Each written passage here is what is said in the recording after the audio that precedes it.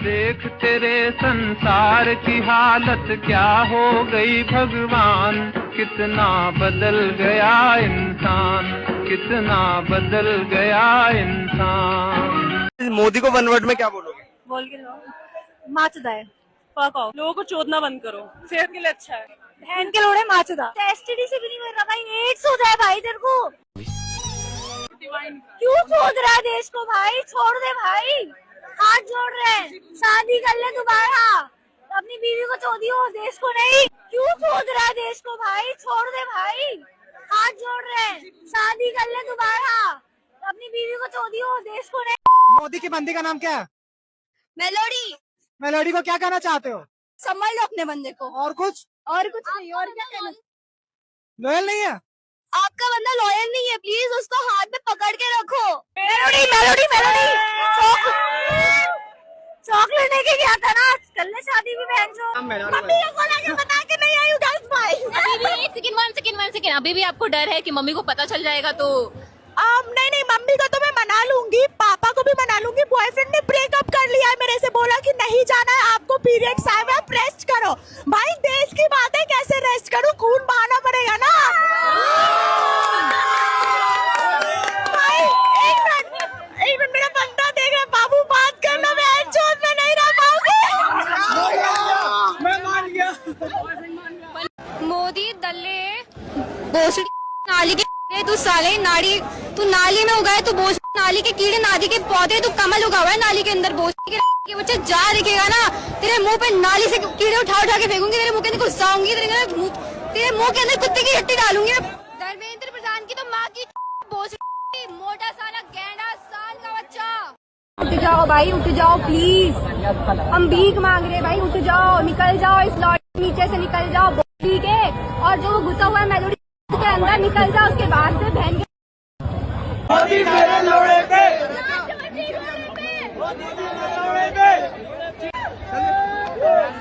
कुछ शरारती बच्चों ने भद्दी भद्दी गालियां बोली।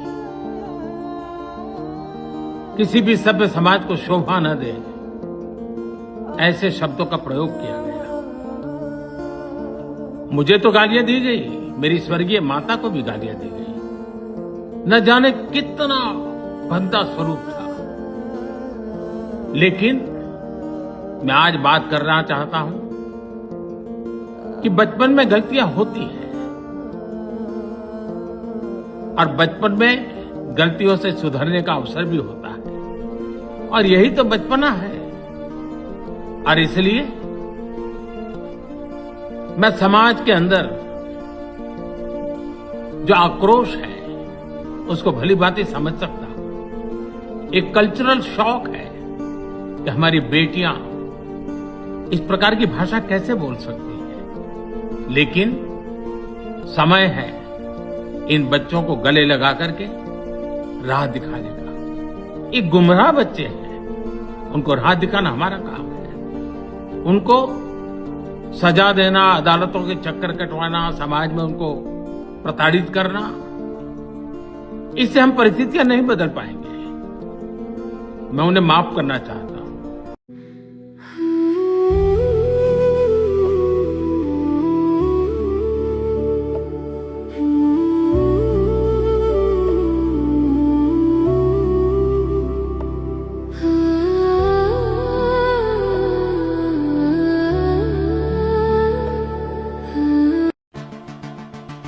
जय भवानी, जय प्रिया त्रिपुर सुंदरी। भगवान श्री कृष्ण श्रीमद् भागवतम में कहते हैं कि मनुष्य की जो साधारण आयु है वो 120 साल है। इसलिए मोदी जी, आपसे निवेदन है, आप बिल्कुल घबराइएगा नहीं। आपको 120 साल जीना ही होगा, क्योंकि आप एक सन्यासी हैं। हम जानते हैं आपको। आपने बाबा केदारनाथ को 12 साल तक जलाभिषेक किया है। आप कोई साधारण हैं कि इन व्यभिचारियों के बोलने पर इमोशनल हो जाएं? आपने इन व्यभिचारियों को इतनी आसानी से क्षमा कर दिया, ये आपकी महानता है। आप एक सन्यासी हैं, इसलिए आप ऐसा कर पाए।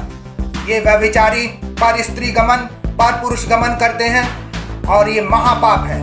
भगवान श्री कृष्ण श्रीमद् भागवतम में कहते हैं व्यभिचार महापाप है और इसका कोई क्षमा नहीं है। जो कानून है वह कानून है, यह दैविक विधान है। पर स्त्री गमन और पर पुरुष गमन करने वाले की दुर्गति होती है, उसे कोई बचा नहीं सकता। तो ये सारे लोग जो आपके खिलाफ, जो आपको गाली दिए हैं, ये नष्ट हो जाएंगे, लेकिन आपका सूरज सदा चमकता रहेगा। आपने भारत को पूरी दुनिया में एक पहचान दी है, हमारा नाम रोशन किया है और भगवान श्री राम को 24 जनवरी 2024 को उनके जन्म स्थान पर विराजमान किया है।